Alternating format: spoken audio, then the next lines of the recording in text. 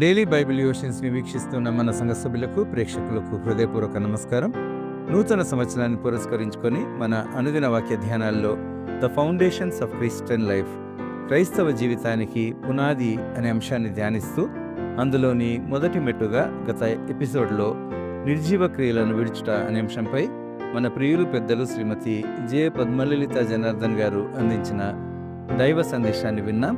క్రైస్తవ జీవితానికి పునాది అనే అంశం కొనసాగింపుగా ఈరోజు వారు రెండవ మెట్టుగా టర్నింగ్ అవే ఫ్రమ్ సిన్, మారు మనసు నొందుట అనే అంశంపై ప్రసంగిస్తూ ఉన్నారు.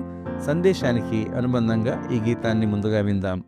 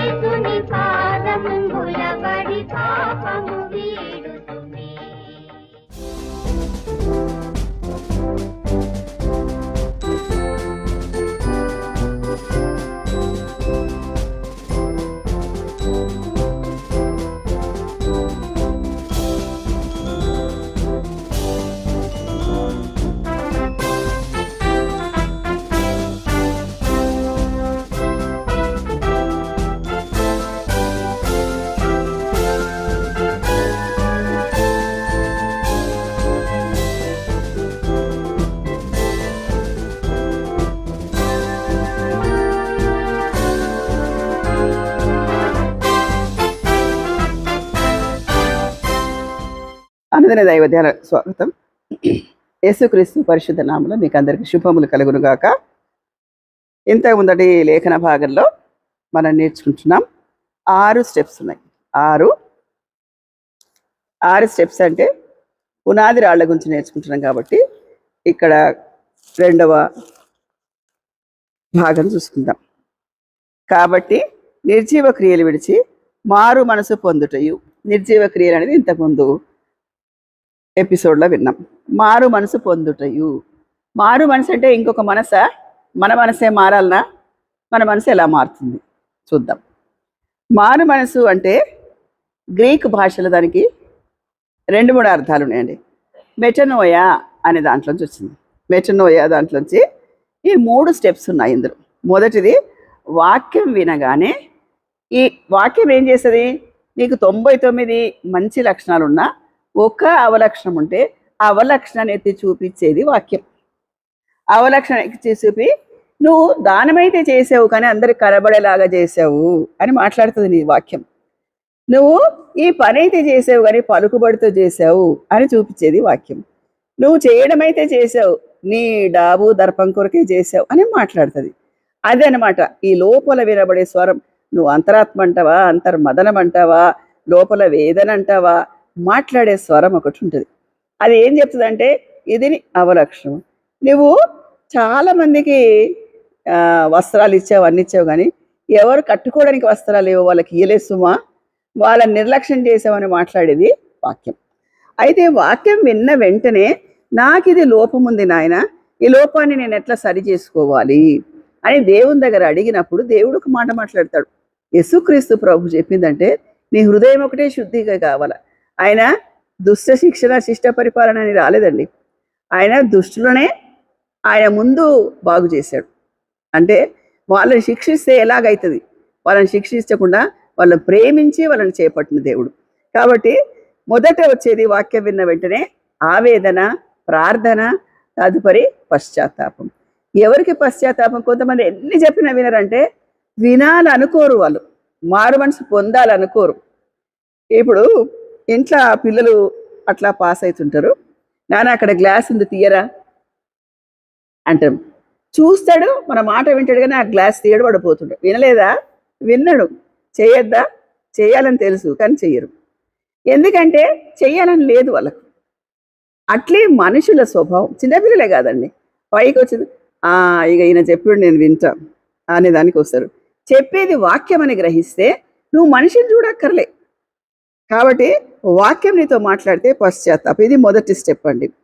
ఎక్కడో దాగి ఉన్న చెడును ఎత్తిపట్టు. Changing the mind. మనసు మార్పునంతుంది. మనసు మార్చబడ్డప్పుడు ఎవరి దగ్గరికి వెళ్తాము? పాపాన్ని క్షమించే పవిత్రుడి దగ్గరికి వెళ్తాం. పాపాన్ని క్షమించగలిగినది. నీకు పాపాలు క్షమించే అధికారం కలదా? మార్కు సువార్త 2వ అధ్యాయంలో కపెర్నహూములో ఒక ఇల్లు ఆ పైన కప్పు తీసేసి ఒక అతన్ని మోసుకొస్తాడు.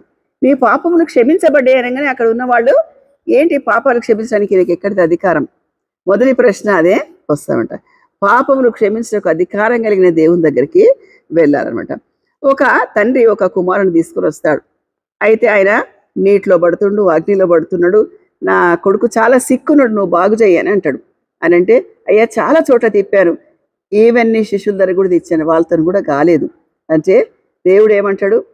నా శిష్యులు చేయలేదా, నేను చేస్తా చూడనిలే దేవుడు. అది అక్కడ అది సజీవ క్రియ. అక్కడ ఏమంటాడంటే దేవుడు, నేను చేస్తానని నువ్వు నమ్ముతావా? నమ్ముట నీ వలనైతే నమ్మువానికి సమస్తం సాధ్యం. మార్కు సువార్త 9వ అధ్యాయం 24వ వచనంలో ఉంటుంది. చదువుతాను, చూస్తాను. మార్కు సువార్త 9వ అధ్యాయం 24వ వచనం.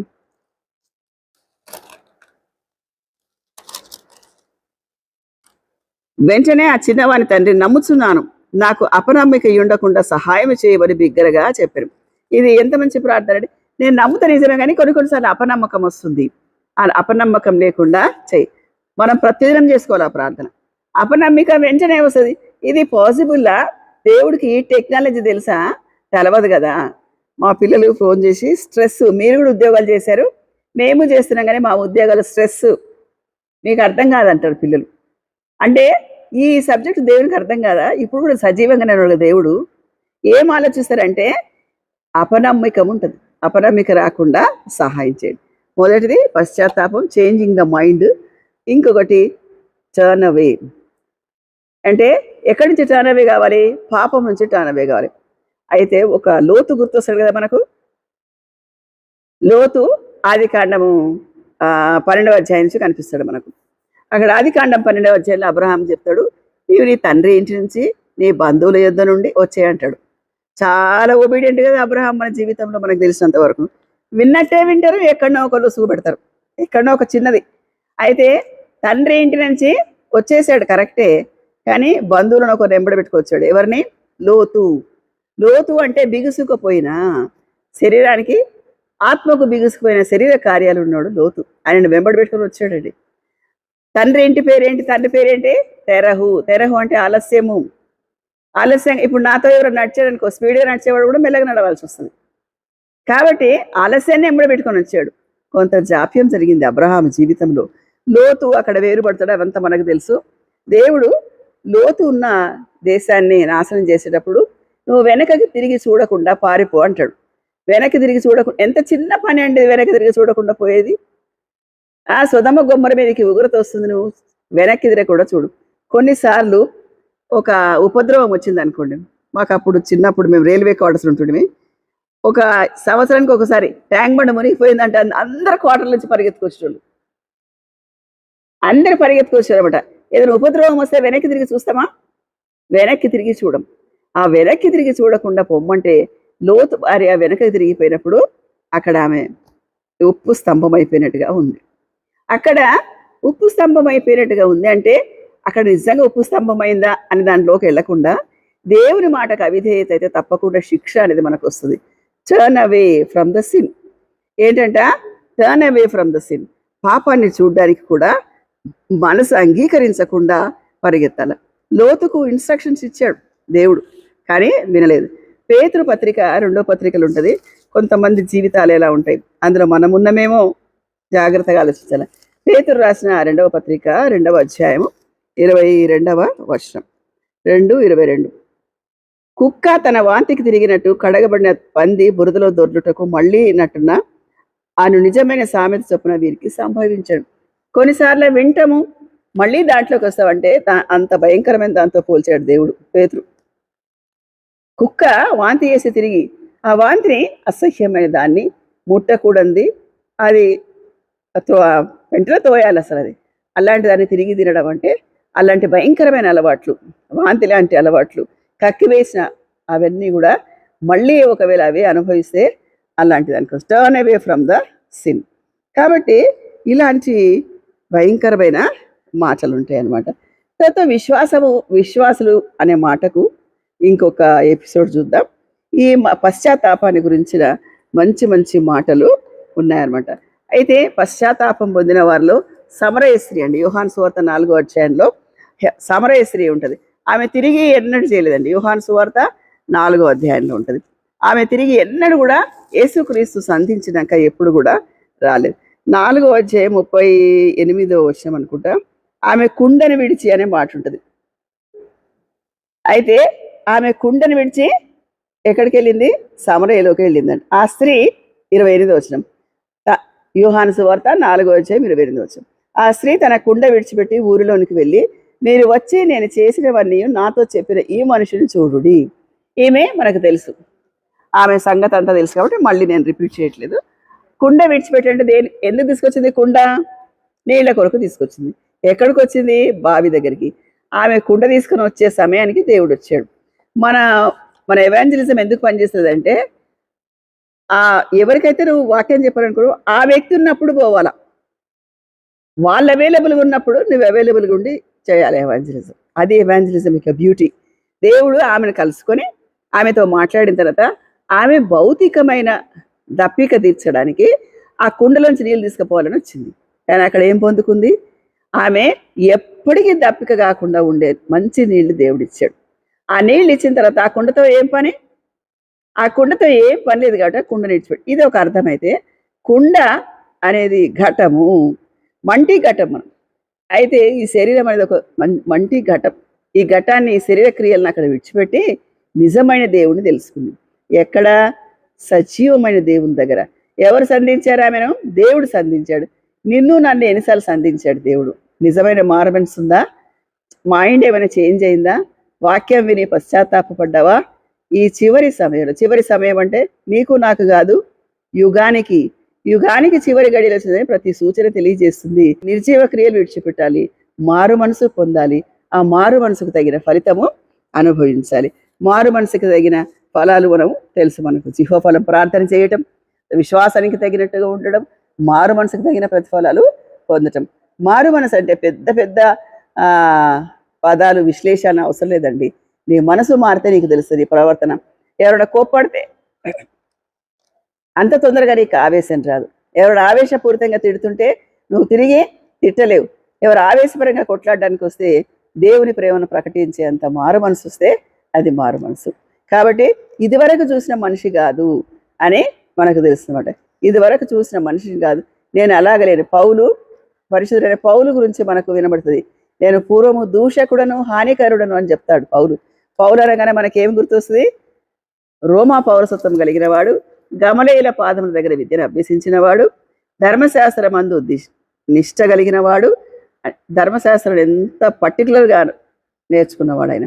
పౌలు ఒక్కసారి దమస్కు మార్గంలో సంధింపబడిన తర్వాత, అననీయ ఇంట్లోకి వచ్చి ప్రార్థన చేసిన తర్వాత మొదలుపెట్టిన పరిచర్య చాలా ఉధృతంగా చేస్తాడు ఆ ప్రయాణంలో. ఆయన ఒకటే, నేను యేసుక్రీస్తును ప్రకటించడానికే ఉన్నానని. ఎన్ని శ్రమలు వచ్చినా, ఎన్ని నిందలు వచ్చినా, ఒకసారి అపోస్తుల కార్యం 28వ వచ్చానంటే ఓడ మునిగిపోయే పరిస్థితి. 14 రోజులు ఒకటే కర్ర మీద వేలాడుతుంది. కానీ అందులో సముద్రపు సవ్వడిలో దేవుడు ఆయనతో మాట్లాడతాడు. అక్కడ సముద్రం పాడైపోతుంటే మనం ప్రార్థన చేయగలుగుతామా?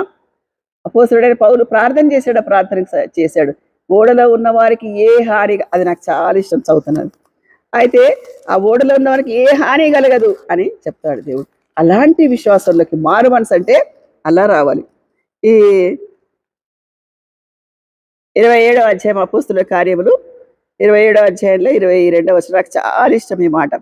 ఇప్పుడైనా ధైర్యం తెచ్చుకోరుడని మిమ్మల్ని వేడుకొనుచున్నాను, ఓడకే గాని మీలో ఎవరి ప్రాణములకు హాని కలగదు. అందులో టోటల్గా 276 మంది ఉంటారండి. ఒకే కర్రకు వేలాడి 14 దినాలు సూర్యుని చూడకుండా సముద్రంలో ఉన్నప్పుడు అక్కడ కాపాడిన దేవుడు. ఎందుకు? మారు మనసున్న పౌలు ప్రార్థన చేశాడు.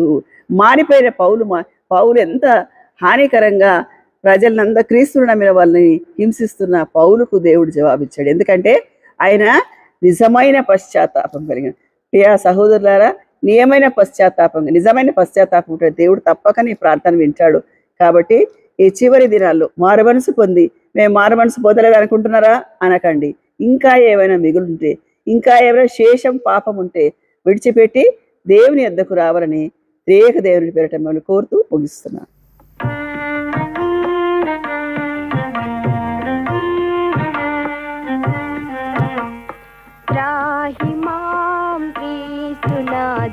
దయ చూడారావే, నేను దేహి అనుచు నీ పాదములే దిక్కుగా చేరి తినిపుడు. రాహిమాం క్రీస్తునాథ దయ చూడారావే.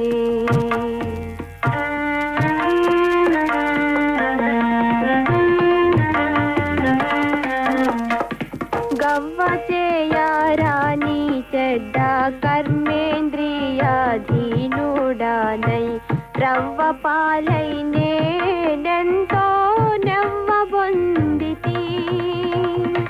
త్రవ్వుచున్నా కొలది పెరుగు తరగదు నా పాపరాశి. ఈ విధమున జడిపోతిని నేనేమి చేతునో. రాహిమాం క్రీస్తునాథ దయ చూడారావే.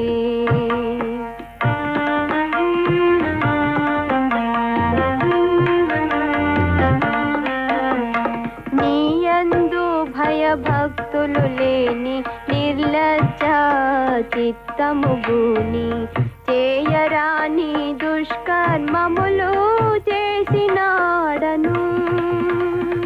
దయాలారాజు చేతుల చేయి వేసి వాణి పనుల చేయసాగి నేని భంగి చెడిపోయి తినేనయ్యో. రాహిమాం క్రీస్తునాథ దయ చూడారావే.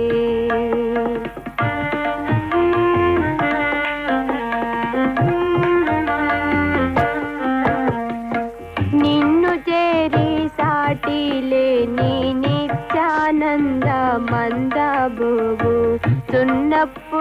నిందలు నాకెన్ని చేరినా విన్నదనము లేకుండా నీవే నమదికి ధైర్యమిచ్చి ఎన్నిటా రక్షించితివి నాయన్న నీకు స్తోత్రమః.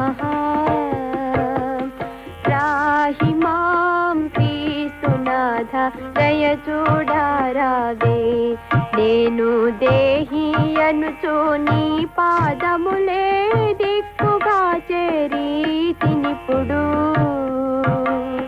రాహి మాం క్రీస్తునాథ దయ చూడరావే.